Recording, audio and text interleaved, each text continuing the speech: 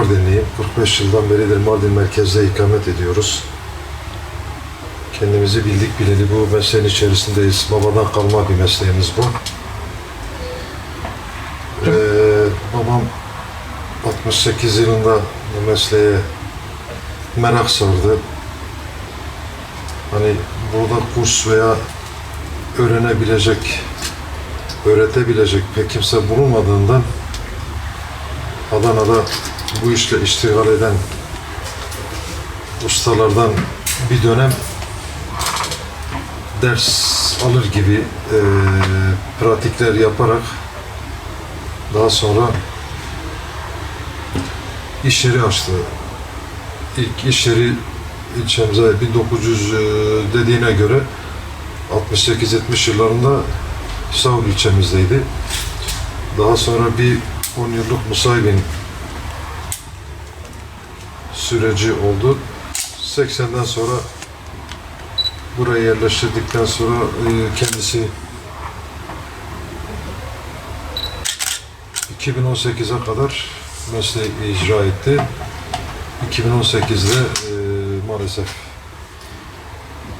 kendisini kaybettik. Teşekkür ediyorum.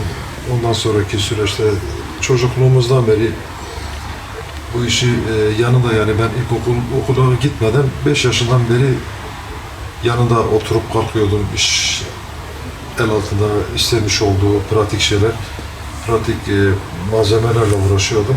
Dediğim gibi 5 yaşından beri bu mesleğin içerisindeyim. 5 yaşından bugün yaşım 52. Yani 47 yıldır icra ediyoruz.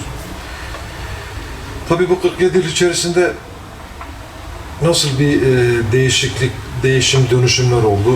Bayağı saat sektöründe de, çünkü o dönemlerde genelde saat yoktu, yani toplum içerisinde kullanılan saat hem yoktu hem de olanlar kısıtlıydı. Bazı böyle o dönemde kendinden emin olan, kendine böyle medet olan insanlar, böyle kariyer sahibi insanlar da bulunurdu saatler. Daha sonra işte toplum içerisinde yayılınca kurmalı saatlerden sonra, cep saatlerinden sonra dijital, otomatik dediğimiz saatler piyasaya sürülmeye başlandı.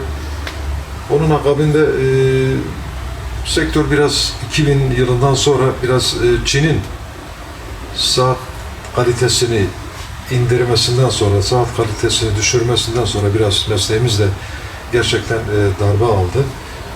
Şu şekilde, hani bir saati alırsınız, kaliteli bir saati uzun yıllar boyu kullanırsınız. Ama öyle bir görüntü olarak, hani şekil olarak aynı görüntüyü verir fakat malzeme kalite olarak hiçbir şekilde birbirine yakın olmayan öyle model saatler piyasaya çıkınca artık saatlerin onarımından ziyade değiştirilmeye başlandı. Bu da biraz işimiz sekteye uğradı. Yani artık nasıl ki şu dönemde daha önce şöyle örneklersek beton işinde çalışan ustalar varken, beton harcı kendileri yaparken şimdi artık işine döndü, sektörüne döndü. Böyle hazır beton olayına döndü. Bizim de biraz bir nebze ona benzer bir şekilde dönüştü. Hazır, hani kullandım, bir müddet kullandım, tamir ettireceğim ve yenisini alırım. Öyle bir şeyler oluştu insanların kafasında. Ama buradaki şeyimiz, yani bu 47 yıl içerisinde avantajım daha doğrusu eski saatler dediğimiz kurmalı saatler, işte köstekli saatler, ondan sonra kuartı saatler, dijital saatler. Şu anda şeyler de çıktı piyasaya. Akıllı saatler dediğimiz saatler çıktı. Onlar da, çünkü şu modeller artık piyasaya doluşmaya başladı. Burada saat sektörü öyle bir şey ki, eğer kendinizi yenilemezseniz çağın gerisinde kalırsınız. Çağın gerisinde kaldığınız zaman hiç şey yapamazsınız, yani ilerleyemezsiniz.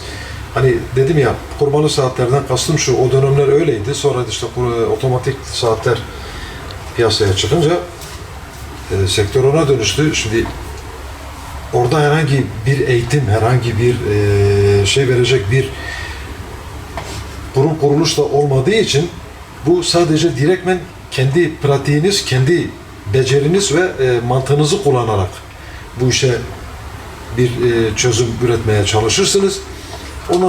Ondan sonraki süreçte kuartızlar çıkınca dediğim gibi sürekli değişim dönüşüm içerisinde bunları uygulamak, bunları pratiğini geliştirmek zorundasınız. Yoksa çağın gerisinde kalırsınız. Herhangi bir ilerleme kaydedemeden bu işi mesleği bırakmak zorunda kalırsınız. Şu anda mesela günümüzde dediğim gibi akıllı saatlerin piyasaya çıkmasıyla artık yavaş yavaş insanlarımız şeye dönüşmeye başladı.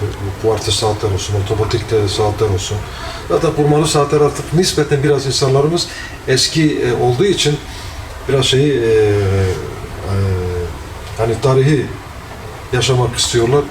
Nadir de olsa bazı kesim insanlarımız onları da kullanıyor. Sektörümüzde çırak olayı. Çırak bu yani belli bir zamandan sonra maalesef yetişmemeye başladı. Çünkü bunun esas sebebi artık mesleğin bazı kişiler, bazı toplum içerisinde doyurucu doyurucu tarafı kaybetti kendini yani. İşin açıkçası daha önce sanat altın bileziktir. Gerçekten öyleydi. Ben hatırlarım. Bazen gece 12'lere, 1'lere, 2'lere kadar hiç sıkılmadan, hiç böyle şey yapmadan böyle enerjik bir şekilde gece saatlerine kalırdım ki işi yetiştirebilelim diye. Müşterilerimiz geldiği zaman çünkü gün veriyorsunuz. Şu gün de saatinizi alabilirsiniz. O gün geldiğinde saatini almadığı zaman bu esnaflık çerçevesi içerisinde, sanat çerçevesi içerisinde size eksi bir puan kazandırır. O nedenden dolayı gece saatlere kadar kalıyorduk ve böyle gerçekten zevkle, severek mesleğimizi icra ediyorduk. Fakat şimdi dersiniz ki o kaldı mı? Bugünümüzde maalesef kalmadı.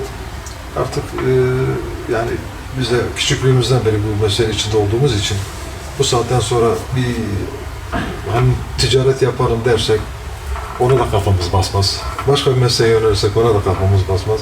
Hem burada işimizi hem insanların işlerini yapmaya çalışıyoruz hem burada işte ailemizi de geçindirme konusunda bir şeyler yapmaya çalışıyoruz. Bir de insanların bir de hizmet ettiysek de ne mutlu bize. Valla hem sabır hem dikkat işi.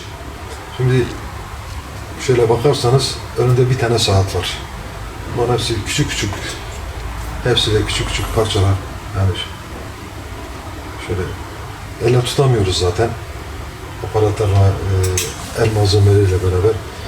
Bazen gözümüze taktığımız gözümüz bile yetmeyebiliyor. Biraz daha da büyütebilmek için mecburen şeyimizi kullanıyoruz. Bu zaten saatçilerin vazgeçilmez malzemesidir. Kullandığı alettir. Sabır açısından eğer bu mesleğimizde sabırlı olmasak hani sonuç bağlamında bir yere ulaşacağımızı sanmıyorum.